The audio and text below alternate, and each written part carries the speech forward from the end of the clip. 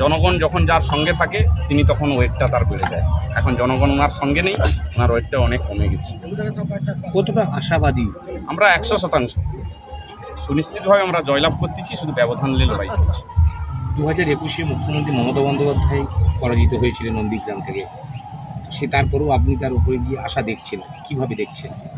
দেখুন, গ্রাসরুটে সাধারণ মানুষের সঙ্গে ওখানে যেহেতু আমার পারিবারিক সম্পর্ক, আত্মীয়, বন্ধু, পরিজন, পুরো অলির গলি সবই আমার চেনা জানা, তার জন্য আমার পক্ষে এটা লড়াই দেওয়া সম্ভব। আমি ওই জায়গায় আমার জন্ম, অতএব আমার লড়াইটা পছন্দ।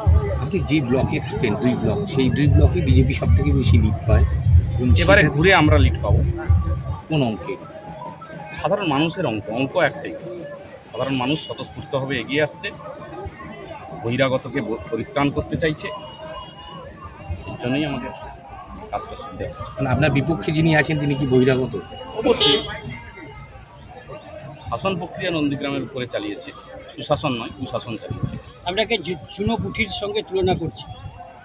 কয়েকদিন তো আর অপেক্ষা করুন, দেখা যাক কার ভোটে কে জিতেছিল সেটা পরিচয় পেয়ে যাবে। এবারে ভাই ভোটের লড়াই এই এখানেই দেখব।